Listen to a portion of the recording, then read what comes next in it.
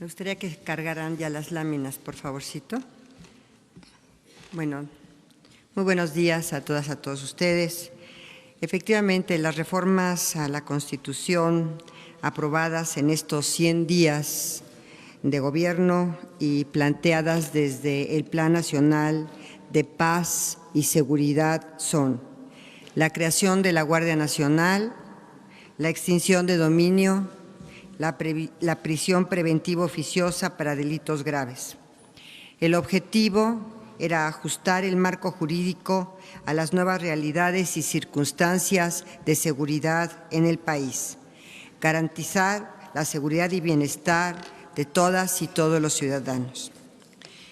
En materia de Guardia Nacional, la reforma constitucional modificó los artículos 10, 16, 21, 31, 35, 36, 73, 76, 78 y 89 de la Constitución. El objetivo de la creación de esta Guardia Nacional fue reformular el concepto constitucional de Guardia Nacional como la institución y que entraña también la Policía Federal, que va a ser la responsable de las tareas de seguridad pública en nuestro país. Absorbe esta Policía Federal dentro de la Guardia Nacional, así como la Policía Militar y la Policía Naval. El proceso de aprobación de la reforma constitucional en materia de Guardia Nacional, quiero decirles que este ejercicio republicano, y lo comparto, yo no tengo memoria de un ejercicio similar para la aprobación de una reforma constitucional. Esta reforma constitucional fue aprobada por 127 senadores, porque hubo una inasistencia, así que el total de los senadores 128. Por la totalidad de la Cámara de Diputados, que fue 143, uno en contra, ahí sí tenemos, pero inasistencias fueron 36. El total fueron 500 diputados. Y en la totalidad de los congresos locales, las 32 entidades federativas, y después de que se aprobó en la última, que fue el estado de Yucatán, se va a hacer la correspondiente declaratoria de reforma constitucional con la totalidad de las entidades federativas. En materia de extinción de dominio, como lo acaba de señalar el señor presidente, se modificaron los artículos 22 y 73 de la Constitución. Esto en virtud de que se amplió el catálogo de delitos sujetos a extinción de dominio y hoy se contemplan como estos delitos, hechos de corrupción, encubrimiento, extorsión, robo de vehículos y delitos en materia de hidrocarburos, petrolíferos y petroquímicos, así como delitos cometidos por servidores públicos. El objetivo de esta reforma de extinción de dominio es optimizar los procedimientos judiciales y administrativos en la materia, crear un instituto para la administración de los bienes obtenidos por este proceso y el tercero, mandata la creación de una ley nacional de extinción de dominio, la cual deberá prever que el uso final de los bienes obtenidos por medio de la extinción de dominio se deberá destinar primero a la reparación del daño a la víctima, segundo, a implementar programas de bienestar y tercero, para financiar los programas de seguridad.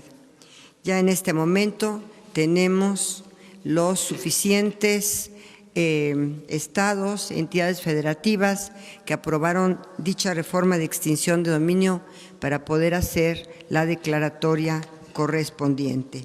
Y finalmente, la prisión preventiva oficiosa para delitos graves. En esta reforma constitucional se modificó el artículo 19 para ampliar el catálogo de delitos en los cuales todo juez deberá, y subrayo, deberá ordenar la prisión preventiva. Estos delitos son el delito de hechos de corrupción, el robo de hidrocarburos, los delitos electorales, como acaba de señalar el señor presidente, y también añadieron algunos otros el mismo Congreso Federal, que fue el abuso sexual contra menores, el feminicidio, la desaparición forzada, el robo a casa habitación, el robo a transporte de carga y la aportación de armas de fuego y explosivos de uso exclusivo del Ejército. Estos últimos fueron añadidos por el Congreso Federal y por, obviamente, el constituyente permanente, porque ya ha sido aprobado por más de 17 de las entidades federativas. Ahora también vamos a tener la obligación constitucional de expedir las leyes secundarias en relación a estas reformas. Y estas reformas que mandata la Constitución son las siguientes. En materia de Guardia Nacional tenemos 4. Una nueva ley de Guardia Nacional, una nueva ley nacional de uso de la fuerza, una nueva ley nacional de registro de detenciones. Y tenemos también la reforma o las reformas a la Ley General del Sistema Nacional de Seguridad Pública. Por supuesto, habrá otras leyes que deberán revisarse para contar con una coherencia y armonización legislativa correspondiente. En materia de extinción de dominio, será también objeto de esta, o como consecuencia de esta reforma constitucional, la Ley Nacional de Extinción de Dominio y reformas a la Ley Federal para la administración y enajenación de bienes del sector público. Y por último, para esta reforma constitucional de prisión preventiva oficiosa para delitos graves, por supuesto que tendremos que reformar el Código Nacional de Procedimientos Penales. Es cuanto, señor presidente.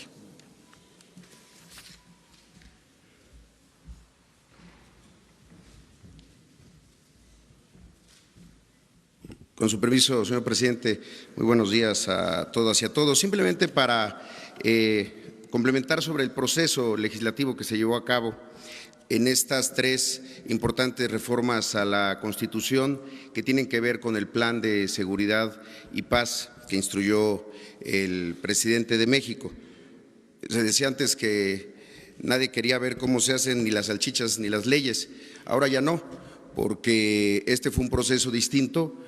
Primero, con un principio de parlamento abierto, se escucharon a lo mismo especialistas que a gobernadores, presidentes municipales, académicos, gente que ha estado vinculado, desde luego los funcionarios que estuvieron ahí en las cámaras, tanto el general secretario, el almirante secretario, el secretario de Seguridad Pública, y en todo momento lo que privó fue esta intención de dar una respuesta a los mexicanos respecto al tema de la seguridad.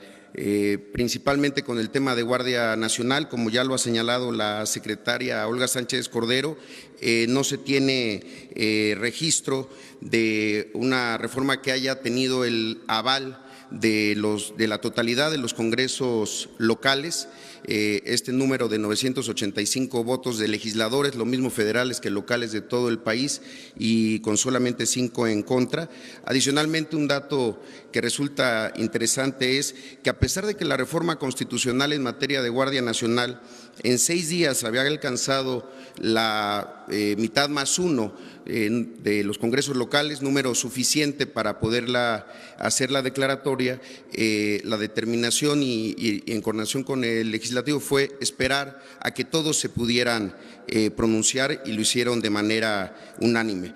Desde luego es la primera reforma constitucional que tiene el aval de 32 congresos por un hecho. Es la primera vez que el Congreso de la Ciudad de México puede votar respecto a reformas constitucionales. La primera fue en extinción extinción de dominio, y la segunda en Guardia Nacional.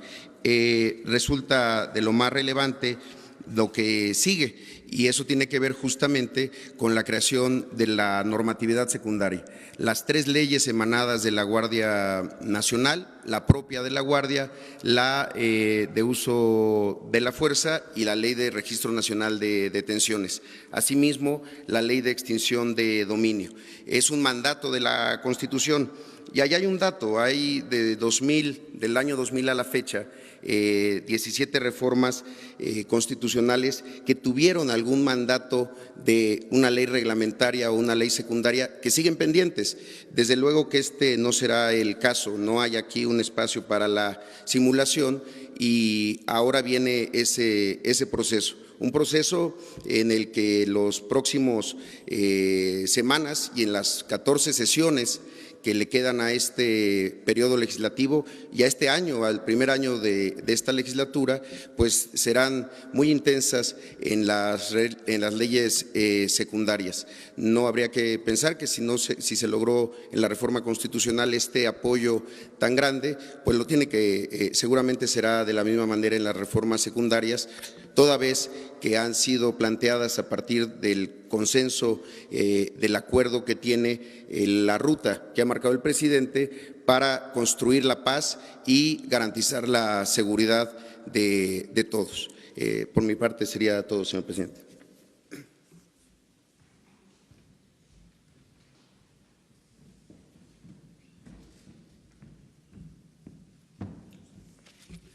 Con su venia, señor presidente.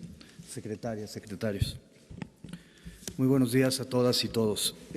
Se va a presentar ante ustedes un caso que se denunciará ante la Fiscalía de Delitos Electorales y se dará vista al Instituto Nacional Electoral para que, efecto de que en el ejercicio de sus facultades constitucionales y legales puedan determinar lo que conforme a derecho corresponda. El caso está relacionado con propaganda negra, con campañas negras orquestadas en el proceso electoral federal 2017-2018, particularmente con la construcción de la serie del populismo en América, orquestada a partir de 2 personas en particular, Alejandro Jesús Quintero Íñiguez, por un lado, y por otro lado, la empresa de apellido vinculada con el señor Piña. Quiero primero hacer un planteamiento primigenio. Las reformas constitucionales de 2007-2014 establecieron las bases de las características actuales del sistema electoral mexicano. Se reformó para ello el artículo 41 constitucional, entre otros, para señalar que los terceros no pueden contratar espacios en radio y televisión con fines electorales para beneficiar o perjudicar candidatos. Por otro lado, que el financiamiento público tiene que prevalecer sobre el financiamiento privado como una regla de corte constitucional, y finalmente que las campañas negras están prohibidas en el sistema electoral mexicano, esto a partir incluso de la reforma del año 2007. La reforma de 2014 estableció un procedimiento especial sancionador y una sala regional especializada en el Tribunal Electoral para atender los casos de campañas negras.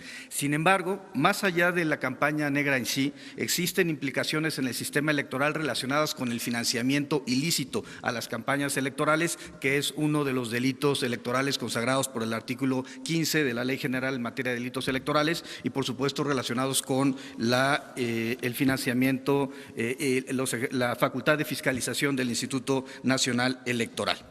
En el ejercicio de los derechos constitucionales de presunción de inocencia, pero también de transparencia y rendición de cuentas, acceso a la información pública, se señala que la Unidad de Inteligencia Financiera trabaja a partir de 2 modelos. Uno, reactivo, que tiene que ver con la presentación de denuncias o la solicitud de información por parte de las autoridades del Estado mexicano, o 2, proactivo, a partir de la generación de los modelos de riesgo relacionados con la información que se recibe del sistema financiero y del sistema no financiero. En ese sentido, se ha desarrollado modelos de riesgo para atender temas vinculados con robo de hidrocarburos, temas relacionados con trata de personas y con financiamiento ilícito a las campañas electorales, del cual emanó este proyecto. No solamente se identificaron las dos personas mencionadas, también fue apoderado legal de la empresa Telepersonal, y entre los indicadores se estableció que este grupo recibió 47.900.000 pesos provenientes de bufet de proyectos de información y análisis. Esta sociedad anónima también fue partícipe en la guerra sucia en contra del hoy presidente Andrés Manuel López Obrador. Adelante. El sistema financiero, estos son datos del sistema financiero, reporta, adelante por favor. El sistema financiero reporta a las empresas antes mencionadas porque su operación está fuera de su perfil transaccional, porque las operaciones efectuadas son de manera estructurada, hacen que no haya permanencia de recursos en sus cuentas, lo cual implica una posible empresa fachada que además ha sido utilizada para desviar recursos de los entes de carácter gubernamental. Adelante, por favor. Se identificó por el lado del bufete de proyectos de información que recibió 186 millones de pesos provenientes de OHL México, además de 2.500 millones provenientes de la coordinación del programa de apoyo a la comunidad del Gobierno del Estado de México sin una aparente justificación. A partir de estos recursos a los que recibió el bufete eran entregados a las empresas que se encargaron de elaborar el proyecto de populismo en América. Estamos investigando si también otros de los elementos relacionados con la campaña negra de 2017 y 2018 también provenieron de estas fuentes ilícitas de financiamiento. Adelante, por favor. Se recibieron 3.600.000 pesos de Quimgo en servicios empresariales y 14 millones de servicios administrativos peñoles. Adelante, por favor. El mapa que ustedes, adelante, por favor. El mapa que se está presentando da cuenta de cuáles son las redes del flujo de recursos. Pensamos que la mejor forma de combatir muchos de los delitos es a partir de seguir la ruta del dinero. La ruta del dinero permite ver desde grupos empresariales, empresas de naturaleza privada, personas físicas que reciben el dinero para concentrarlo en dos personas en particular, que son las encargadas de, a partir de la divina, generar el proyecto de populismo en América. Primer planteamiento. La ley en materia de delitos electorales prohíbe de manera clara que exista financiamiento ilícito en las campañas electorales. Primero, de recursos procedentes de la delincuencia organizada. Segundo, por tener aportaciones mayores a las establecidas en la ley. Pero tercero, cuando existe una prohibición legal para que determinadas personas financien la campaña electoral, atendiendo al principio de que el financiamiento público tiene que prevalecer en México sobre el financiamiento privado. En particular, encontramos que la propia Ley General de Partidos Políticos y la Ley General de Instituciones y Procedimientos Electorales prohíben que empresas particulares den recursos a las campañas electorales haciendo proselitismo en favor o en contra de candidatos. En radio, televisión, y esto además es una violación al artículo 41 de la Constitución. Por tanto, se dará por un lado, vista al Instituto Nacional Electoral para efectos de que en ejercicio de sus facultades de fiscalización determinen lo que conforme a derecho corresponda. Se presentará la denuncia respectiva ante la Fiscalía Especializada de Delitos Electorales por violación al artículo 15, presunta violación al artículo 15 de la Ley General en materia de delitos electorales, y finalmente se presentará también una denuncia por un eventual lavado de dinero en términos de nuestra legislación. Es cuanto, presidente. Bueno, esto es lo que informamos el día de hoy. En este último caso, el propósito es dejar constancia de lo que sucedió en la pasada elección y, sobre todo,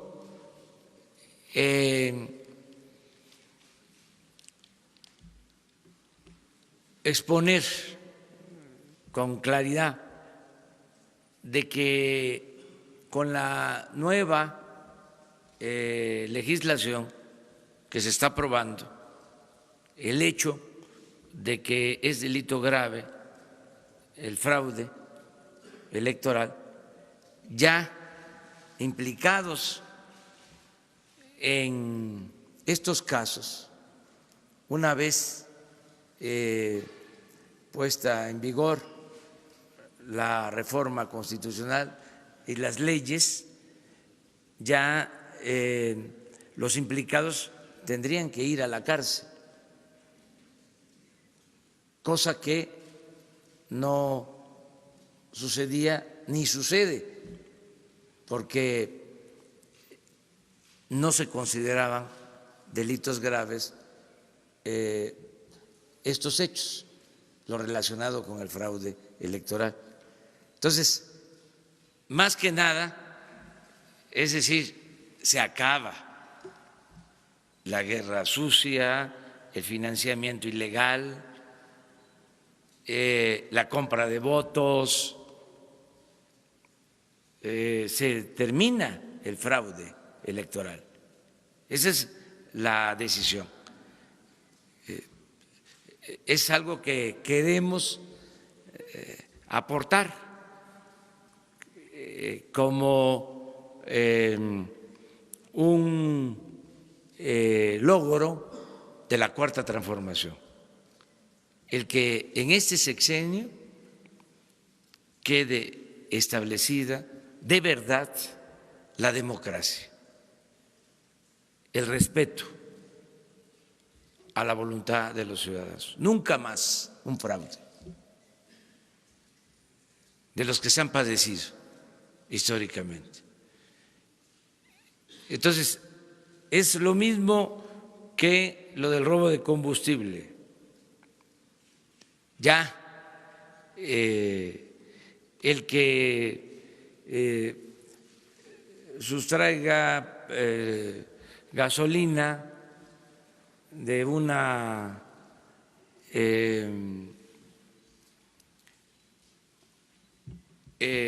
válvula clandestina, el que robe combustible,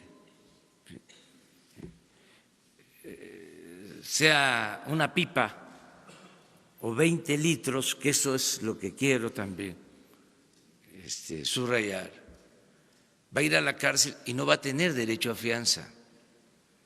Entonces, es decirle a la gente que ya no se va a poder liberar fácilmente a un familiar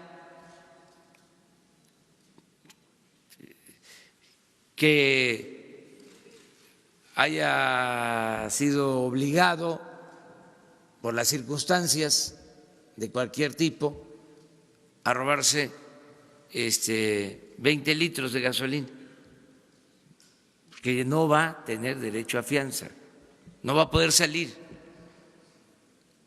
Entonces, que todo esto se tome en cuenta para que se piense lo mismo con los mapaches electorales, porque antes podían actuar con libertad, con impunidad, los protegía la policía,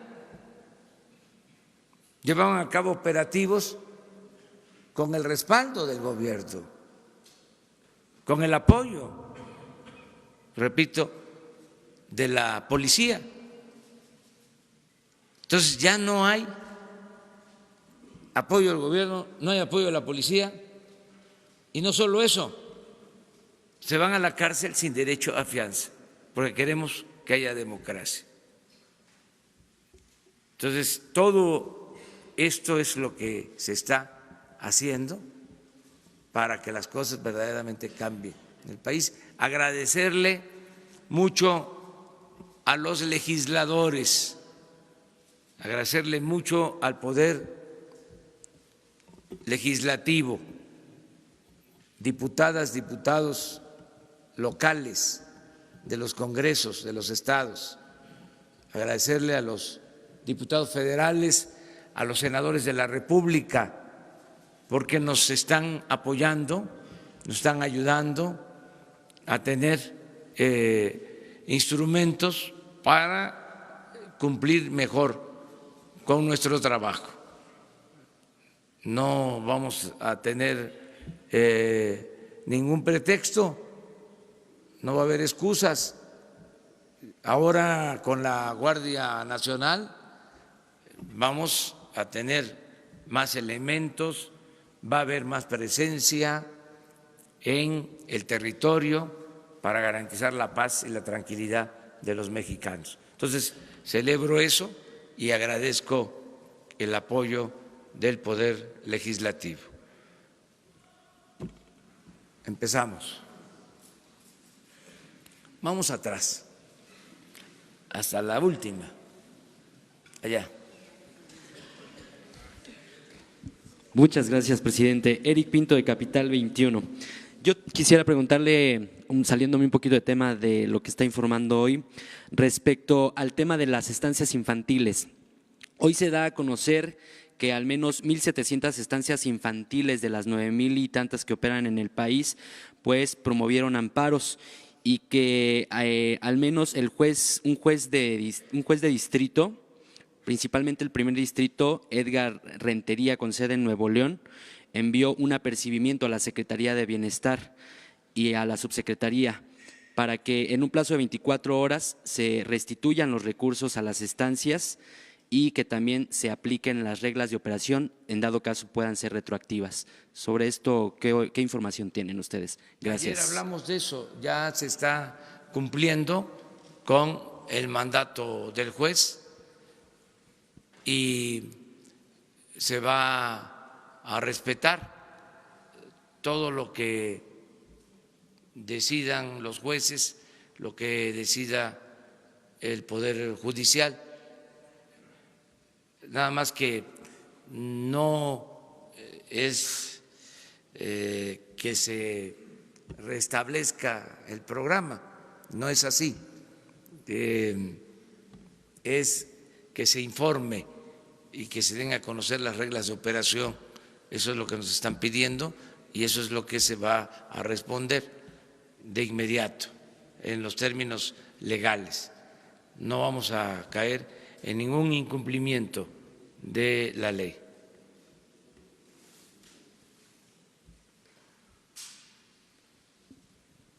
Gracias. A ver si no tapó el tiro a la cámara. Buenos días, Daniel Rosas, de Grupo Radio Centro. Presidente, sobre esto que informan, sobre este caso de campaña negra que nos presentan el día de hoy, quiero preguntarles si, o que quede claro para la gente, si una vez que se presente esta denuncia y todavía es que no se ha dado todavía la reforma que nos están planteando el día de hoy, si podría haber o qué efectos podría haber para estas personas a las que se les va a denunciar o sencillamente se está quedando como el ejemplo de lo que ya no se debe hacer, por un lado, y por el otro lado, a la Secretaria de Gobernación. Cuando era ministra, licenciada Sánchez, alguna vez tuve esa oportunidad de platicar y me decía que la ley no debe aplicarse a rajatabla. Y en este caso le pregunto si el criterio sería el mismo, sobre todo por esto que agregaron los legisladores, que ya no nada más se limita al huachicol, a los delitos que ustedes pusieron, sino ahora meten, por ejemplo, el caso de robo a casa habitación. En automático una persona que a lo mejor por alguna necesidad tenga que robar ya tendría que ir a la cárcel y entonces ya no tendría derecho a fianza. ¿Sería este mismo criterio de no aplicar la ley a rajatabla? Muchísimas gracias. Sí, primero, Santiago puede explicar. Mire, le pedí a Santiago Nieto que hiciera esta exposición por dos razones. Una, porque está iniciando el funcionamiento de la Fiscalía Electoral y es dar a conocer que ya existe un fiscal electoral.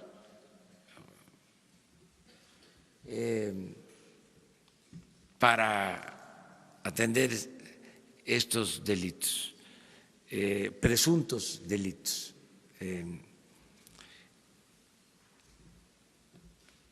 Ortiz Pinchetti es el fiscal electoral, José Agustín Ortiz Pinchetti, que es un hombre recto, que lo conozco va a actuar con independencia porque pertenece a la Fiscalía General y la Fiscalía General es autónoma, la dirige el licenciado Alejandro Gertz Manero, pero dentro de la Fiscalía General, la Fiscalía para atender delitos electorales está a cargo de José Agustín Ortiz Pinchetti. También para que se sepa que ya existe el fiscal para este asunto.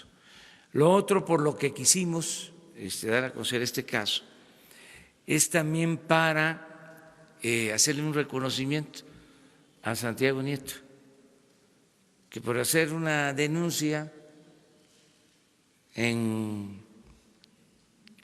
su tiempo fue cesado.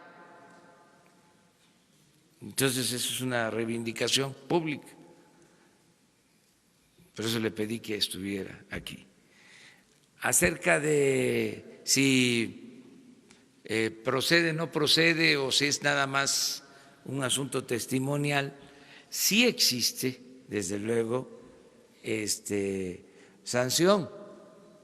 Si se demuestran, ¿no? Se prueban que son ciertos los hechos, que eso es la autoridad competente la que lo va a decidir.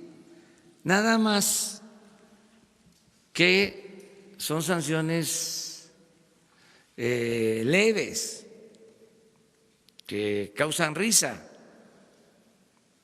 Por eso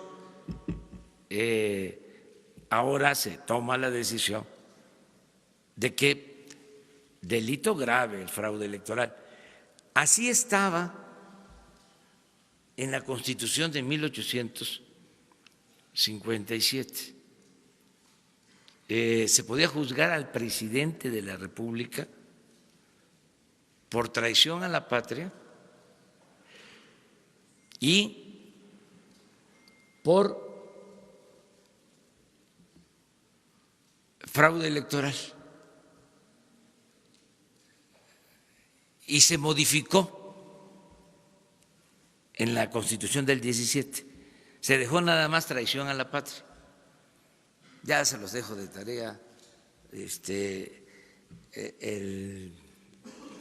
por qué la actuación de esa manera. Pero se quitó. Ahora, lo que queremos en la reforma al 108 constitucional, que en aquel entonces era el artículo 103, es que el presidente sea juzgado por delito electoral y por corrupción, porque el artículo 108 no contempla que el presidente de la República en funciones pueda ser juzgado por corrupción ni por delitos electorales. Entonces, la reforma que se está proponiendo es, en el caso de corrupción, que no haya impunidad. Entonces, esto es el marco nuevo para la cuarta transformación. Entonces, no sé si, Santiago, quieras aclarar sobre qué corresponde ahora con este marco jurídico. Con su venia, presidente. Sí, en este momento la legislación prevé en el artículo 7, fracción 21, una penalidad de 6 meses a 3 años de prisión por hacer contrataciones sin formar parte del padrón de proveedores del Instituto Nacional Electoral. El artículo 15 establece una penalidad más alta, relacionada con 5 a 15 años de prisión. Sin embargo, lo cierto es que con el sistema procesal acusatorio y en virtud de que los delitos no ameritan prisión preventiva oficiosa, cualquier averiguación previa abierta en el sistema tradicional implicaría que no habría libertad bajo fianza, perdón, que habría libertad bajo fianza de manera automática, y por otro lado, en el sistema procesal penal acusatorio, esto implica que no hay prisión preventiva oficiosa y desarrollarían el proceso en libertad. Esto tiene una connotación relevante. Si el asunto se judicializa y se determina la responsabilidad penal, podría terminar en un procedimiento abreviado, aceptando la culpabilidad sin que hubiera prisión, podría terminar con una suspensión condicional del proceso o con un acuerdo reparatorio en términos económicos sin que hubiera prisión a la persona que cometió una conducta delictiva en los ámbitos de la materia electoral. Como ha dicho el presidente de la República, realmente los delitos electorales estaban constituidos para efecto de que no hubiera responsabilidad hacia la clase política que cometía este tipo de irregularidades. Es cuanto, presidente. Gracias, presidente. Muchas gracias. Yo siempre, bueno, no es que yo haya pensado, sino así es, que los juzgadores son creadores de normas también, porque crean la norma cuando realizan una norma particular, cuando realizan un juzgamiento. Entonces, en todos los casos, el juez deberá, obviamente, seguir el debido proceso y la garantía de audiencia. Entonces, es muy importante, ahora en la reforma constitucional se contemplan algunas conductas que antes no tenían prisión preventiva oficiosa, hoy sí las tienen, como es el caso del robo a casa habitación. Si a mí me preguntan si yo lo hubiera llevado a nivel constitucional el robo a casa habitación, probablemente yo no hubiera sido de las personas que estaría a favor de que esta conducta se elevara a rango constitucional. Sin embargo, el Congreso y el constituyente permanente así lo consideró. Por otra parte, en cada uno de los casos, y yo te podría decir y adelantar, en cada uno de los casos hay una ponderación de derechos por parte del juez. Por supuesto que la ley no se puede aplicar a rajatabla, hay casos concretos, hay todo un sistema probatorio, hay un debido proceso, hay garantías de audiencia, y tomándote en consideración todo esto, el acervo probatorio y todo, tiene que resolver el juez, y siempre respetando los derechos humanos por encima de cualquier situación, porque así lo mandata la propia Constitución. Gracias. Seguimos atrás.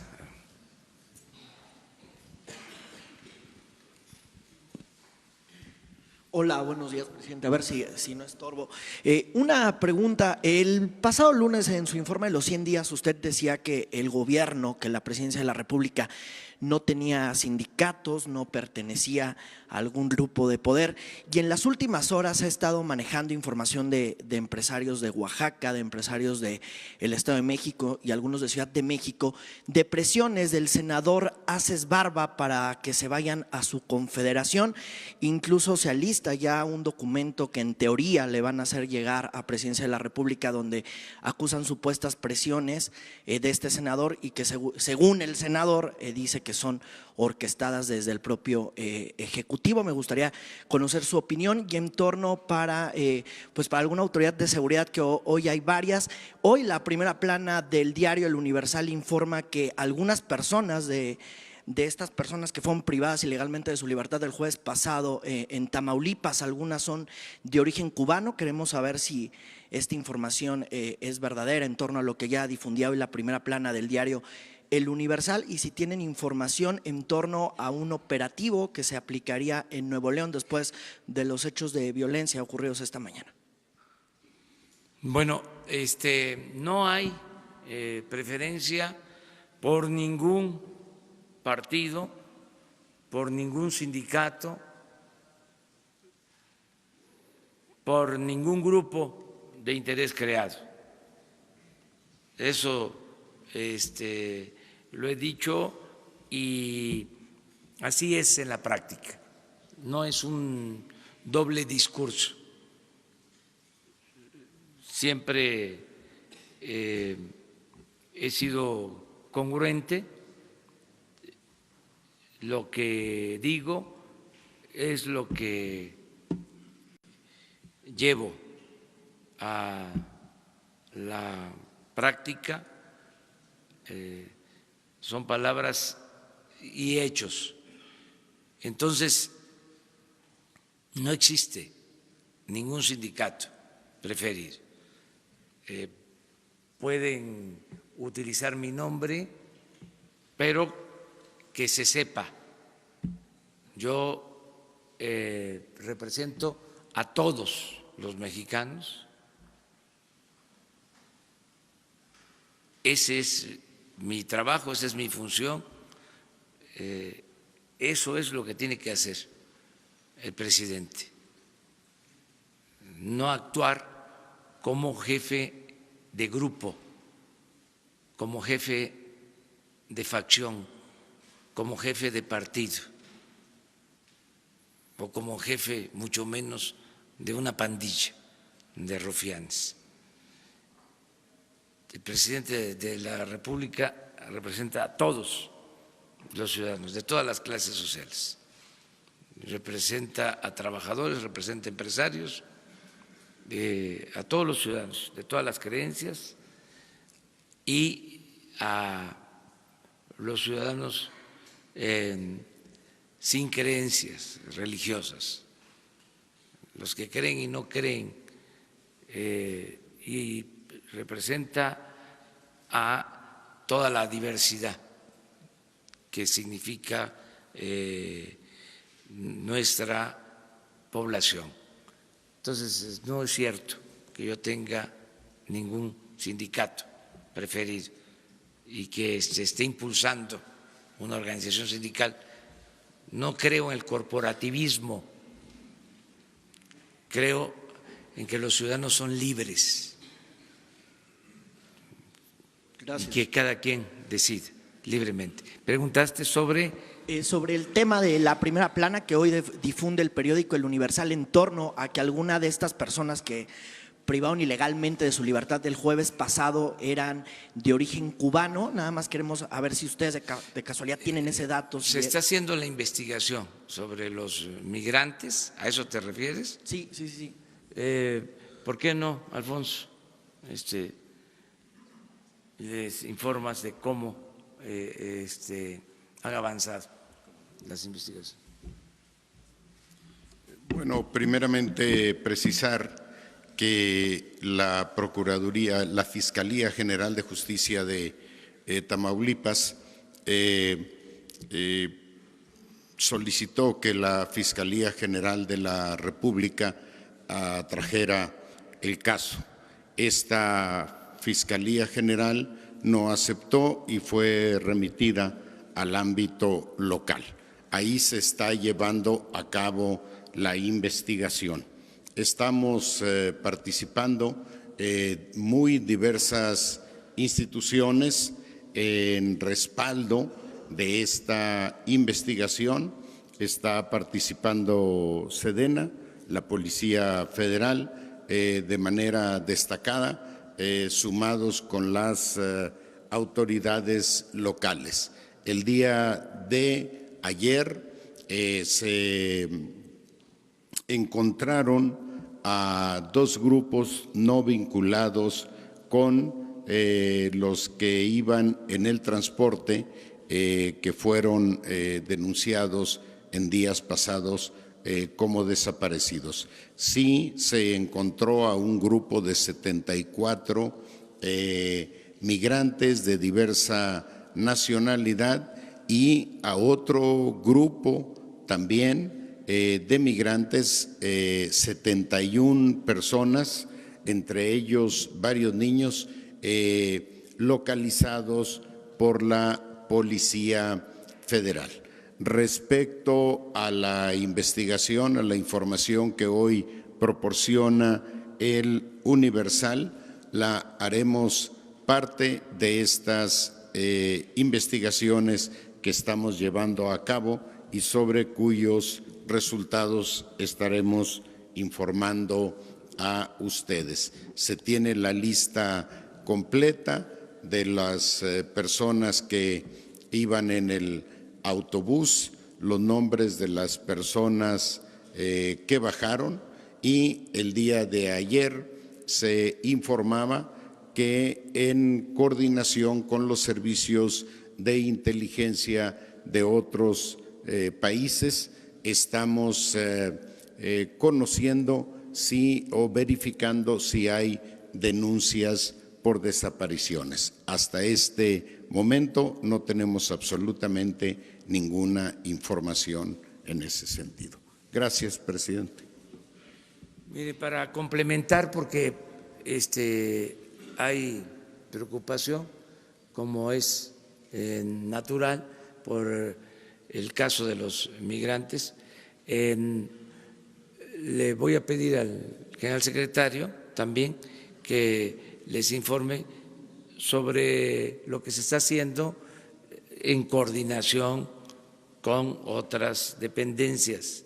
Es un trabajo que está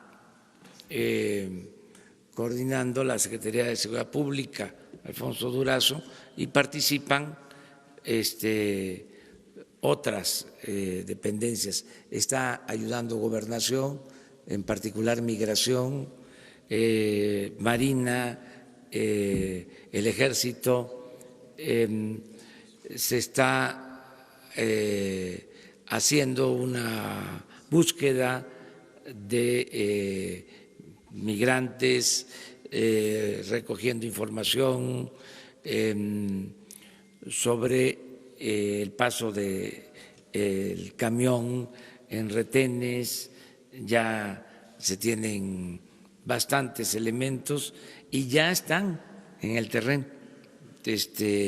llevando a cabo un operativo de búsqueda. Pero sí sería importante que el general Sandoval les explicara lo que se hizo el día de ayer.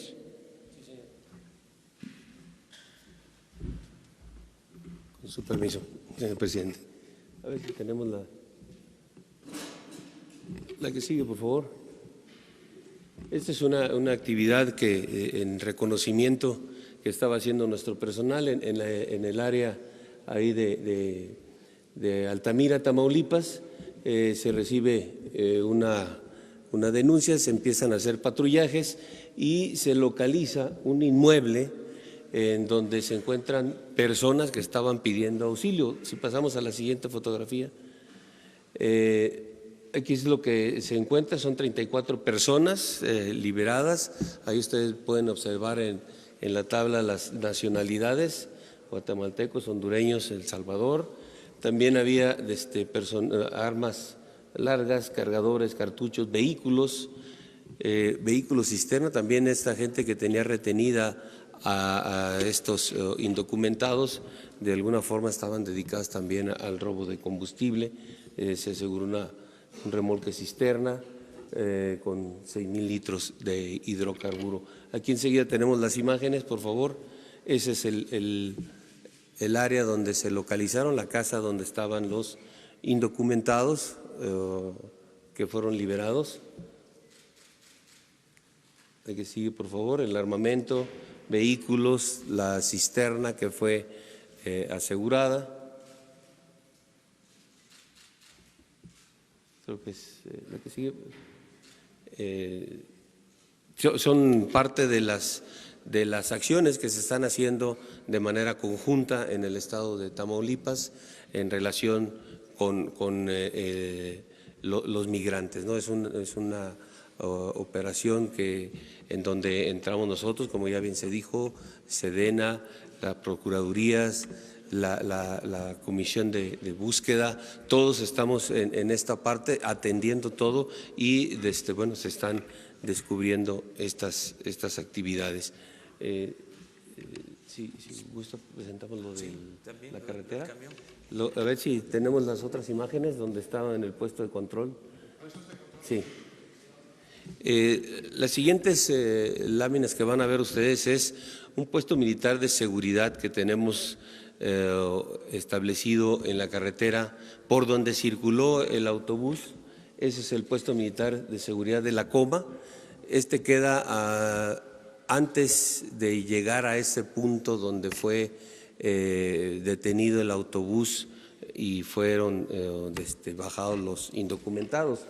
Aquí, como pueden ver, está al lado izquierdo de la fotografía la carretera y todos los vehículos, tanto trailers, autobuses o vehículos de uso normal, pasan a revisión.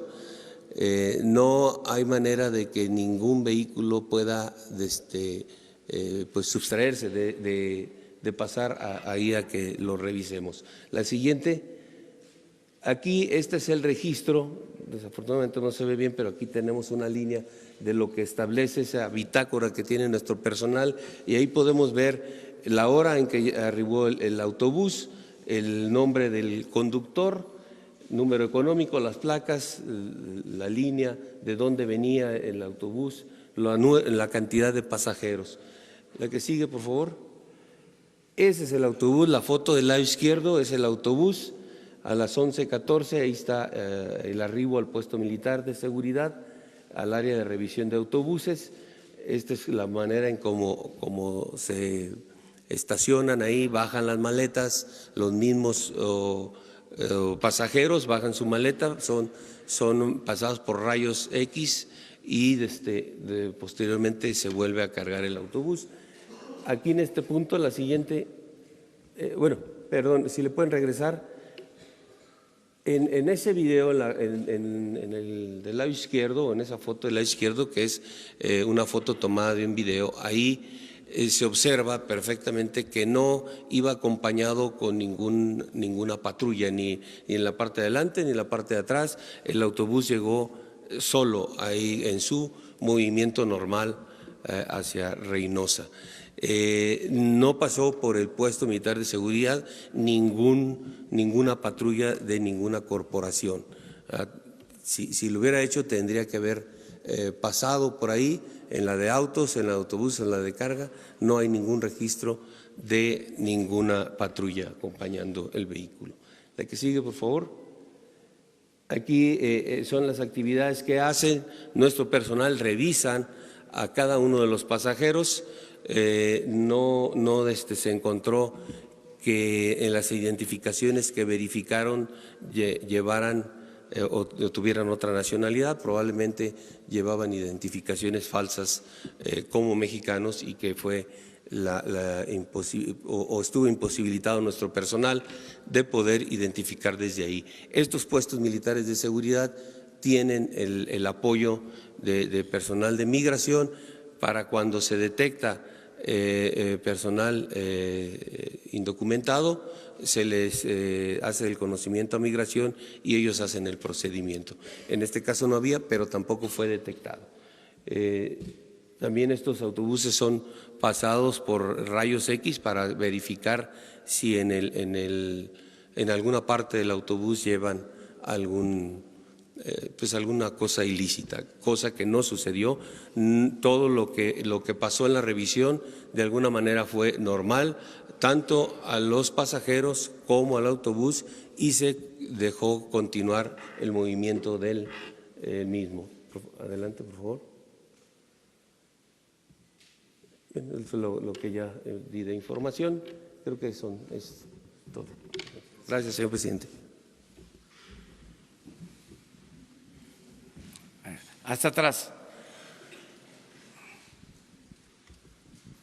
Hola, soy Emily Green con Vice. Estaba en Reynosa la semana pasada y escuché muchas historias de migrantes que dijeron que fueron extorsionados por agentes de inmigración mexicana y también en Matamoros, y que llegaron al aeropuerto y que justo cuando llegaron estaban tomados en un cuarto y les extorsionados. Y también para llegar al puente, que igual, que extorsionaron hasta $3,000. Y quisiera saber qué están haciendo para enfrentar esta corrupción. Se está limpiando de corrupción todo el sistema migratorio. aduanas, esto que ya comenzó desde el Palacio Nacional, de acabar con la corrupción de arriba hacia abajo, es un proceso que se está llevando a cabo en todas las áreas de gobierno. Hay inclusive denuncias presentadas contra agentes de migración por extorsión y podemos darlas a conocer, pero me gustaría que la licenciada Olga Sánchez, que es la secretaria de Gobernación encargada del área de migración, le explicara sobre lo que estamos haciendo.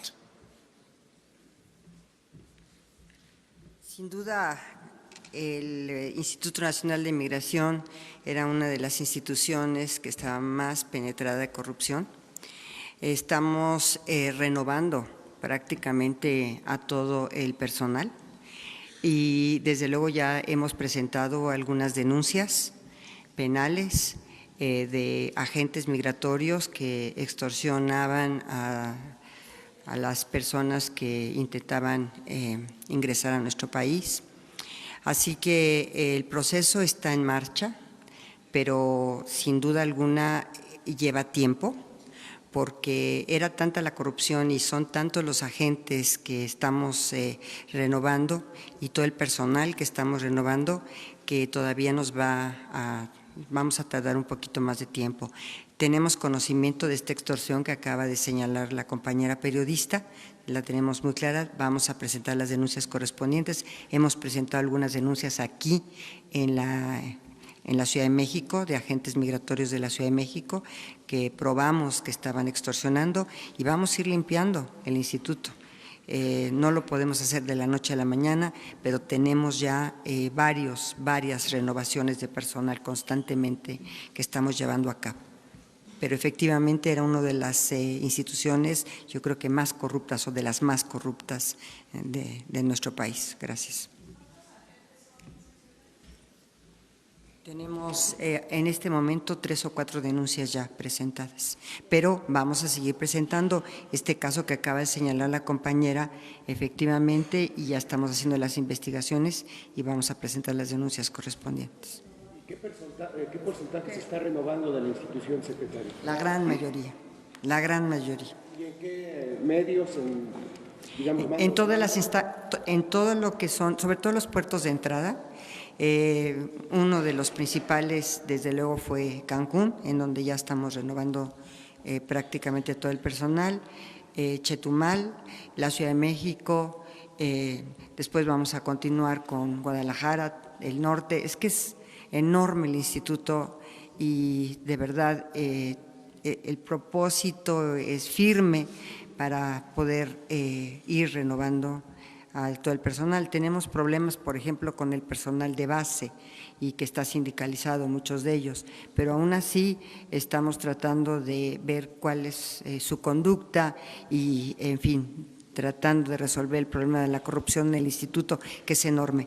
Tenemos un gran comisionado, ustedes conocen, es el doctor Tonatiuh Guillén, creo que es una de las gentes más calificadas en materia de migración que se tiene, y así que él está con todo su equipo tratando de hacer lo mejor posible y lo más rápido posible para poder erradicar la corrupción en este instituto. Gracias. Miren, esa es una buena pregunta y es un buen ejemplo. El gobierno estaba lleno, sigue estando todavía, desgraciadamente, de prácticas corruptas. Esto viene de tiempo atrás. Casi se podría decir que neoliberalismo es sinónimo de robo, de corrupción. El gobierno se contaminó por completo de prácticas de corrupción. Entonces estamos limpiando. Nos va a llevar tiempo, pero vamos a acabar con la corrupción, con el apoyo de todos. Por eso se está ajustando el marco legal, por eso estamos hablando con el Poder Judicial, respetando la autonomía del Poder Judicial, pero al mismo tiempo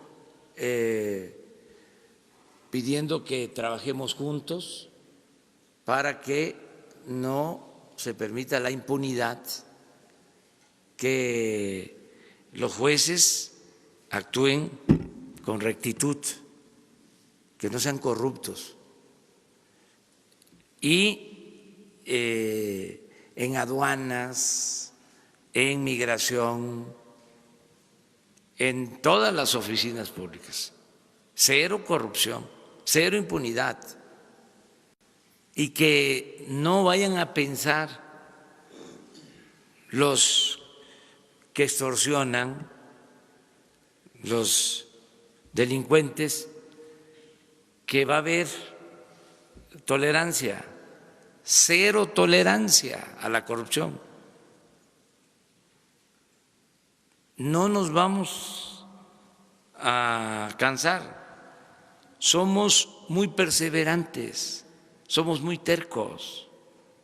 Ya dijimos, se va a desterrar la corrupción y lo vamos a lograr. Esto que se sepa no es discurso, no es retórica, mucho menos demagogia. Es una convicción, es un principio. Que no estén pensando que va a ser un asunto pasajero. No, es la principal tarea del gobierno de la República, acabar con la corrupción. Entonces, no le hace que nos lleve tiempo, pero vamos a acabar con la corrupción, se va a limpiar de corrupción el gobierno y que nos ayuden todos los ciudadanos, como lo están haciendo, incluso ustedes, con estas denuncias. Ayer se mencionó a unos servidores públicos que están siendo reciclados, ya se está haciendo la investigación y aquí se va a presentar con ustedes. Entonces, decirles a los extorsionadores,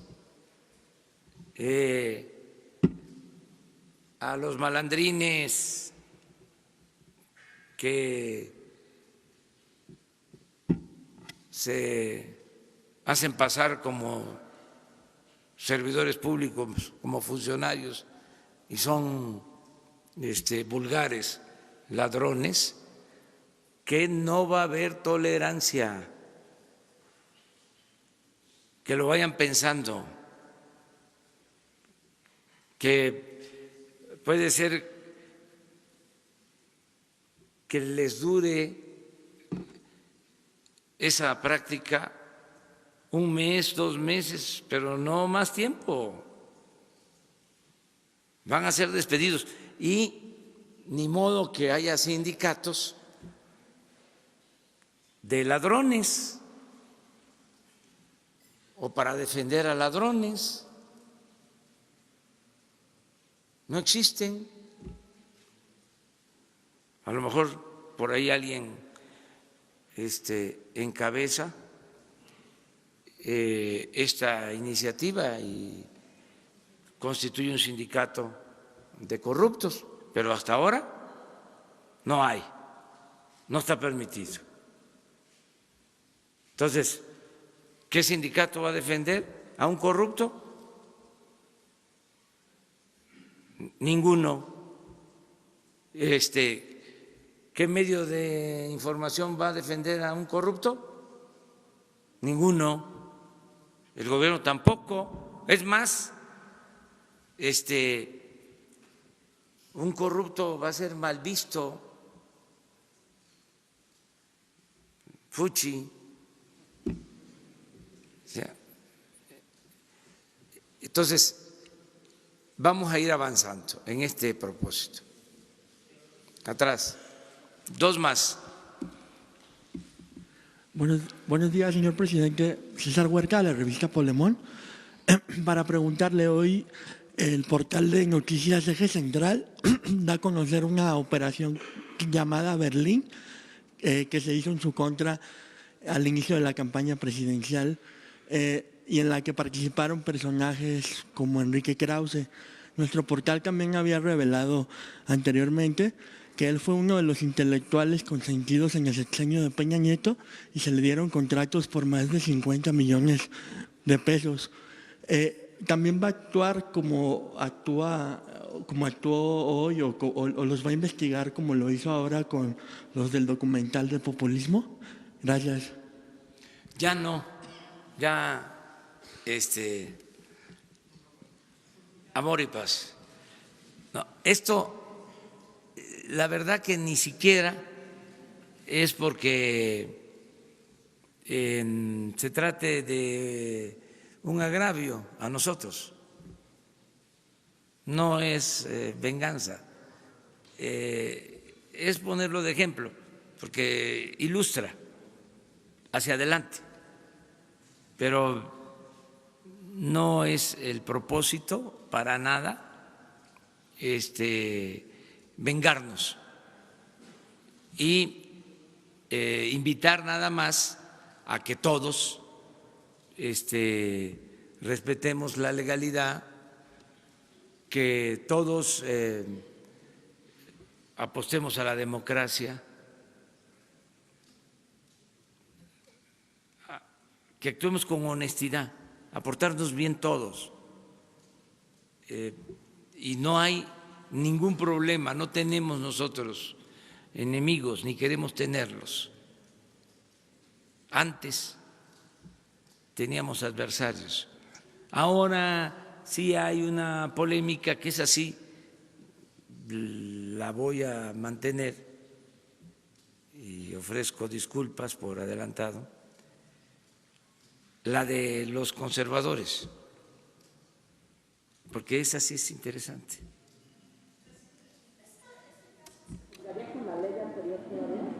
Sí, o sea, tú hablas de… Sí, hay un principio en derecho. Sí, no se puede aplicar de manera retroactiva la ley. Mande, se va a hacer hoy. Hoy se presenta, pero no podría aplicarse la reforma de manera retroactiva. No, pero como también lo hacemos porque me lo presentó la Coordinación de Inteligencia Financiera y ya quedamos aquí que todo lo que me informan, ¿sí?, yo lo tengo que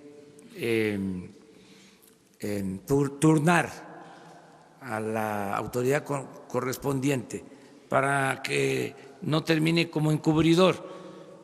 Entonces ya saben todos los servidores públicos, el que me lleva un expediente, imagínense que me lleven un expediente sobre esto. Le digo, no, ya, déjalo ahí. Se queda el funcionario, el servidor. ¿Por qué? No quiso el presidente. ¿Por qué el presidente está diciendo de que no quiere que haya corrupción? Y si le estoy presentando pruebas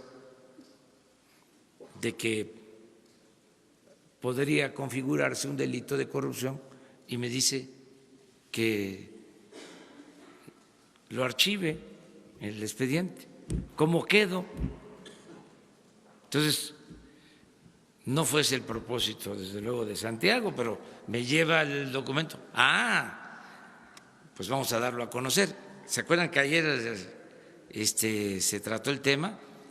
Porque dijimos, vamos a dar a conocer el caso de los videos,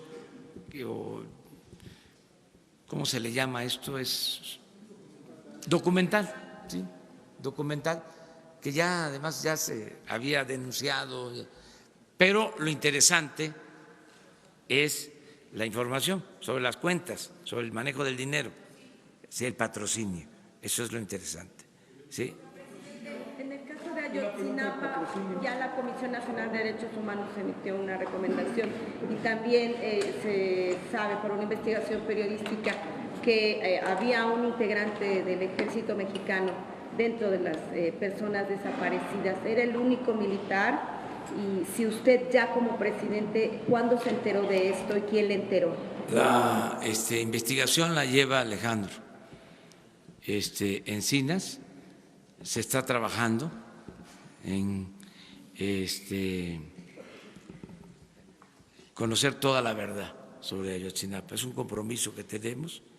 Yo le voy a pedir a Alejandro que les informe cómo va la investigación sobre todo el tema. ¿Quién dio la orden de que no se diera a conocer que había un militar en estas desapariciones? No tengo información sobre eso, sobre quién dio la orden. De que no se diera a conocer que había dentro de los desaparecidos un militar. De parte de nosotros no.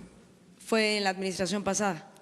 Lo tendríamos que ver, lo tendríamos que ver. ¿Fue el único militar o había más? No sabemos. Hoy apareció la nota en un periódico. Ayer. Hoy o ayer. Ayer. Sí. Entonces vamos a verlo y les vamos a informar mañana o pasado. La Secretaría de la Defensa Nacional también tiene una investigación paralela sobre esto, sobre su integrante. Básicamente es lo que está haciendo la comisión que se constituyó con este propósito. Entonces, mejor le pedimos a Alejandro Encinas que nos informe cómo va la investigación. Y finalmente, en otro tema, hoy Excelsior saca una información de que el Auditor Superior de la Federación denuncia que los gobernadores están buscando en los estados pues auditores a modo. Esto tiene que ver mucho con la corrupción. ¿Cuál es el mensaje que usted le envía a los gobernadores del país justamente para que coadyuven en esta responsabilidad constitucional que es combatir la corrupción y evitar la impunidad? Gracias por su respuesta. Están ayudando en casi todos los casos para no ser tan estricto, ¿no? Pero creo que hay un ambiente nuevo para que todo mundo ayude a que no se permita la corrupción.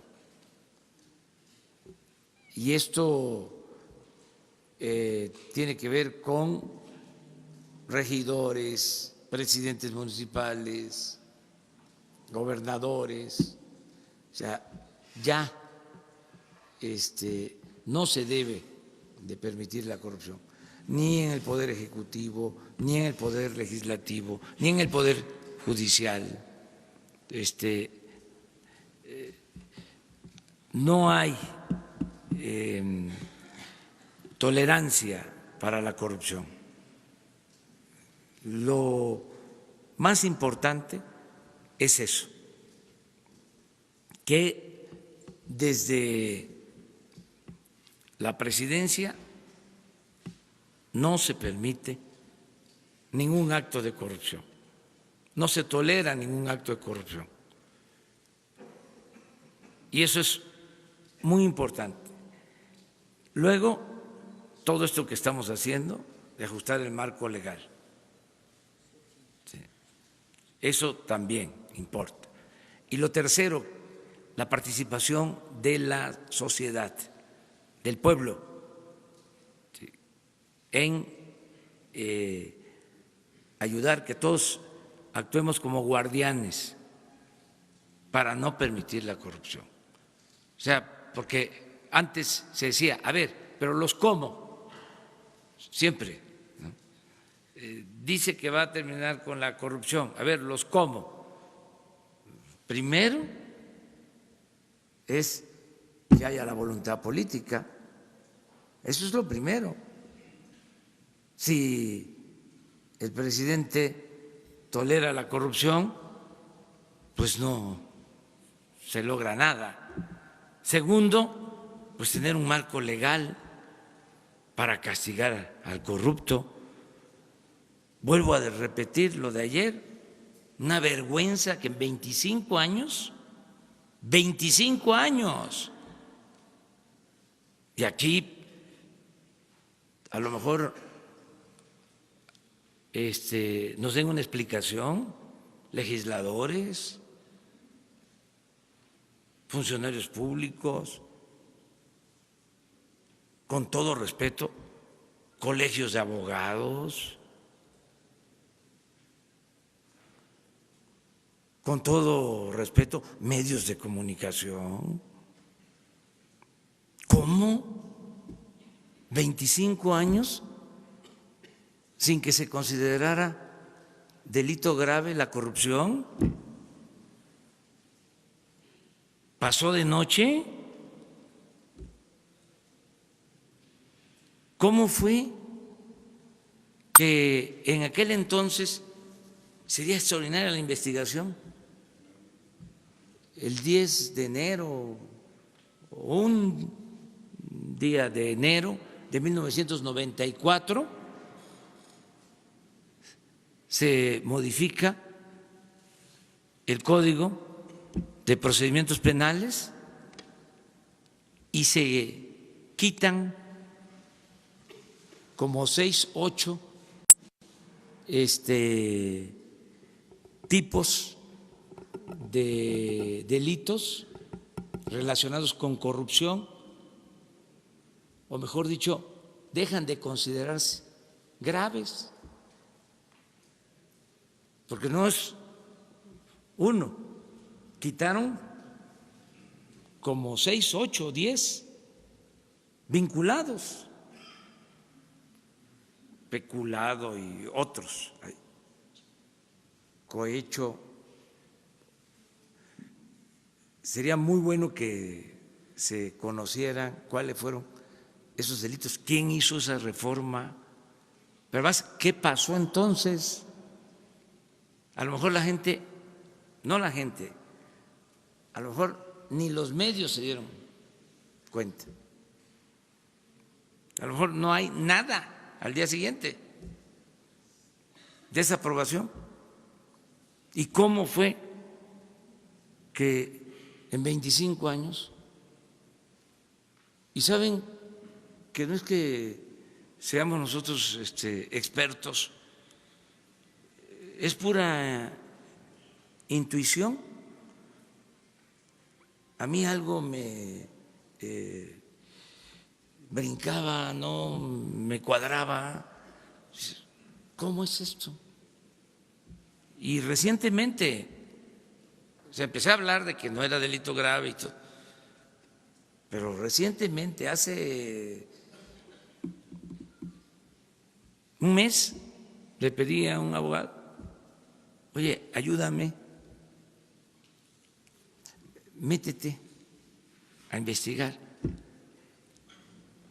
y para que no te pierdas, por pura intuición, ve en este sexenio, del 88 al 94, ve ahí, ¿sí? Ubícate ahí, revisa ahí lo que pasó. Y cuando me habla, me dice, ya lo tengo.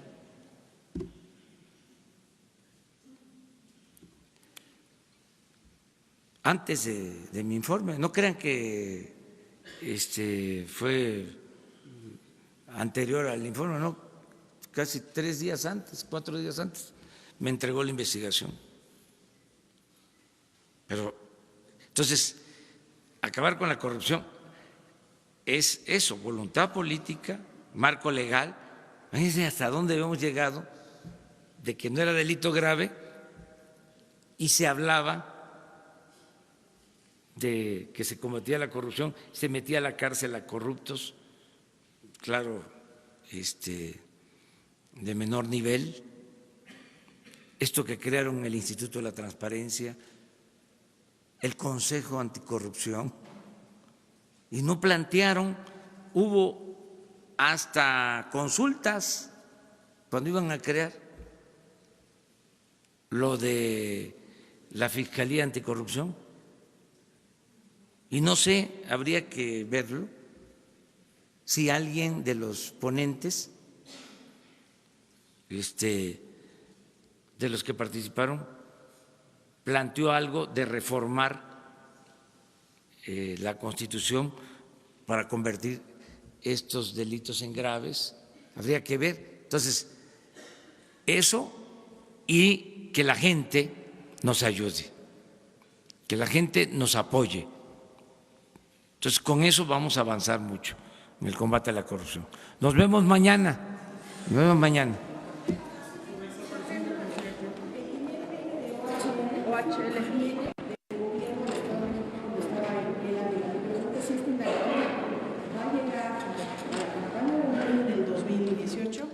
A ver, Santiago. Y también preguntarle a usted, presidente, usted en junio denunció que Alejandro Quintero estaba detrás de esta campaña, dijo que era el publicista de Peña Nieto. ¿Llegaría hasta allá la indagatoria? Con su venia, presidente. No, la respuesta es, lo que estamos presentando aquí son las empresas que estuvieron financiando a 2 personas en particular, Alejandro Quintero, el primero, que acaba de ser mencionado aquí, el publicista, y segundo, el caso de Piña, como las personas que instrumentaron el modelo para pagar el documental del populismo en América, y por tanto la investigación será contra cualquier persona que esté vinculada con los hechos, evidentemente. Se presentarán las denuncias correspondientes y le corresponderá, en todo caso, a el Instituto Nacional Electoral y a la FEPADE pronunciarse al respecto. En su momento, así lo consideramos, a las autoridades jurisdiccionales. Y respecto a la Unidad de Inteligencia Financiera, en términos del Código Nacional de Procedimientos Penales, nos constituiremos como coadyuvantes del Ministerio Público en la investigación. ¿Usted llegó a tener…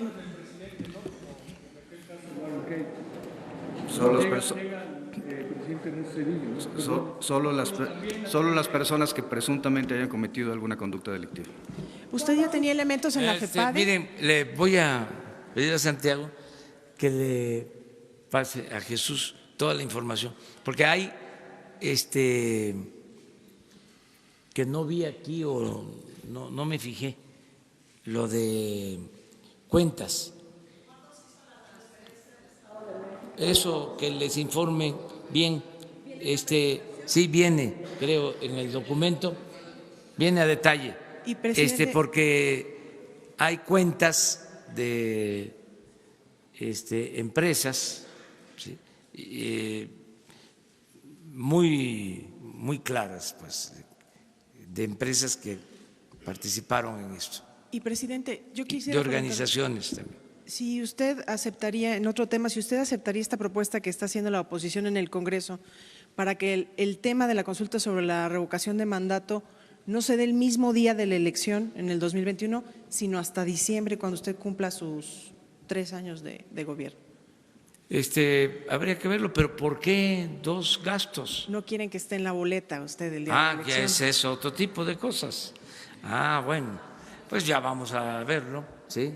O sea, ¿no quieren que yo esté? No.